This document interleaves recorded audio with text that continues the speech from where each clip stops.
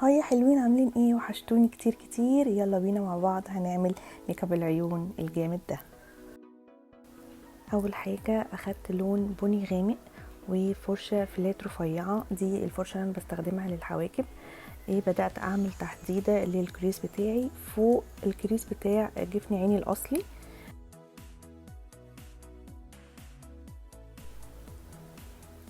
بعد كده اخدت اللون النبيتي الغامق وبفرشه دمج صغيره، وبدات احط اللون على التحديده البني اللي انا حددتها في البدايه، واركز اللون النبيتي وابتدي ادمج اللون في بعض. بعد كده اخدت فرشه بنسل رفيعه وبدات ادمج اللون على نفس المكان اللي انا حطاه علشان يبقى شكله مدموج وجميل. بعد كده اخدت اللون نبيتي افتح شويه علشان نبدا ندرج اللون، وحطيته فوق اللون النبيتي الغامق علشان اعمل تدريجه للون النبيتي. بعد ما حطيته افضل ادمج فيه لحد ما ادخل اللونين في بعض.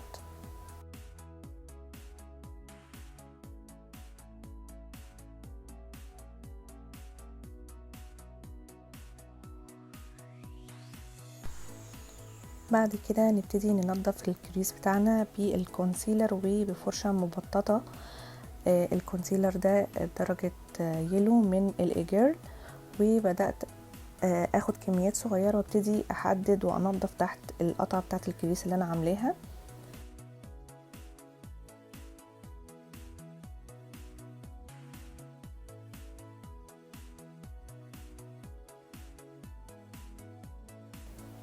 بعد كده هبتدي اوزع الكونسيلر كله على جفن العين. انا بس حددت في البداية علشان وانا بحط كمية الكونسيلر على جفني ما تجيش على خط الكريس وتبوظه، فنضفت تحتيه الاول وبعد كده بدأت احط على الجفن المتحرك كمية اكبر واوزعها.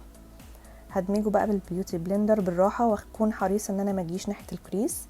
وباودر بتاعة فيت مي من ميبلين، دي درجة ترانسلوسنت يعني شفافة، وهبتدي اثبت الجفن على خفيف.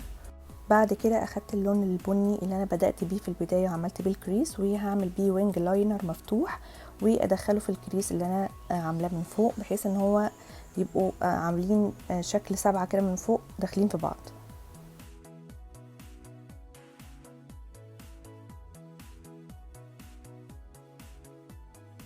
بفرشة دمج صغيرة بقى، وابتدي اعبي او الون بقى الوينج اللي انا عملته بتاع اللاينر بنفس اللون البني الغامق، وامشي بيه وادمجه على جوه على خفيف كده بحيث ان هو يتموه.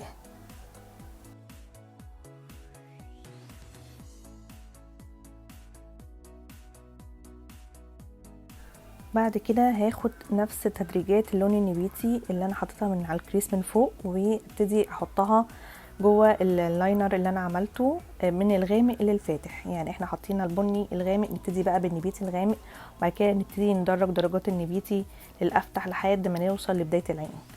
وطبعا ابقى حريصه ان مبقاش فيه خطوط فاصله بين اللونين، واحاول ادخل اللونين في بعض ويبقوا مدموجين.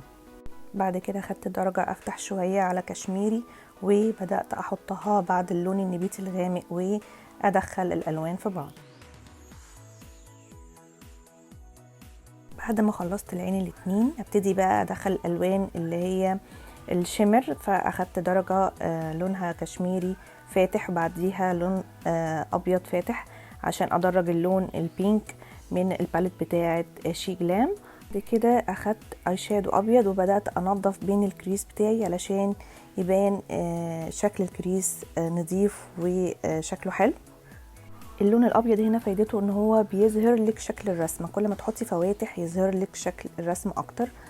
هنا بقى اخدت الماسكارا بتاعه لوريال وحطيت على خفيف، ودلوقتي اخدت القلم الكحل بتاع ميبلين وبدات احط كحل على خفيف. انا مش من انصار ان انا احط كحل جوه عيني، بس اللوك ده كان محتاج يتحط فيه كحل.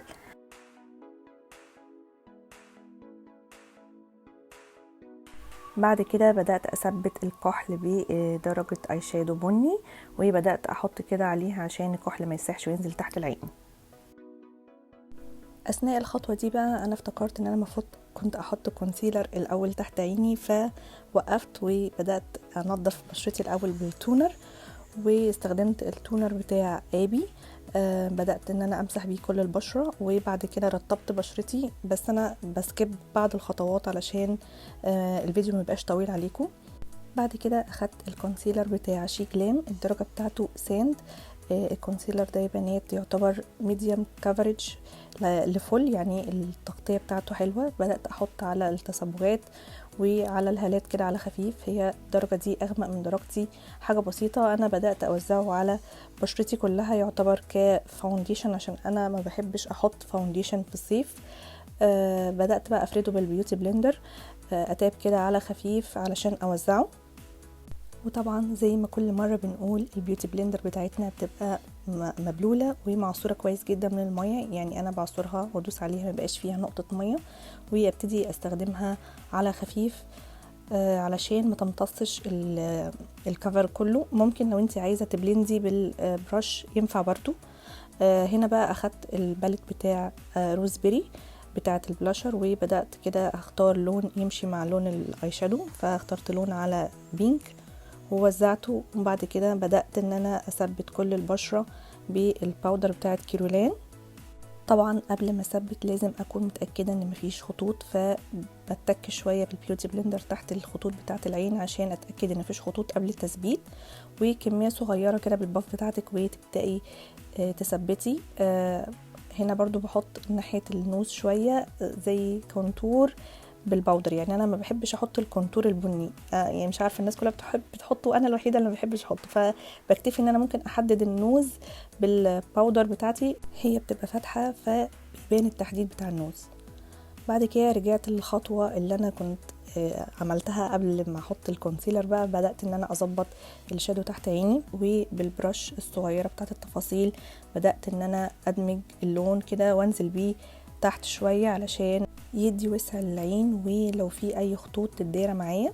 بعد كده بدات ادرج تحت البني بالوان النبيتي اللي انا استخدمتها كلها في الكريس من فوق، وقدام من عند مدمع العين بدات احط الالوان الشمر الجليتر اللي انا استخدمتها من فوق تبقى برضو من تحت.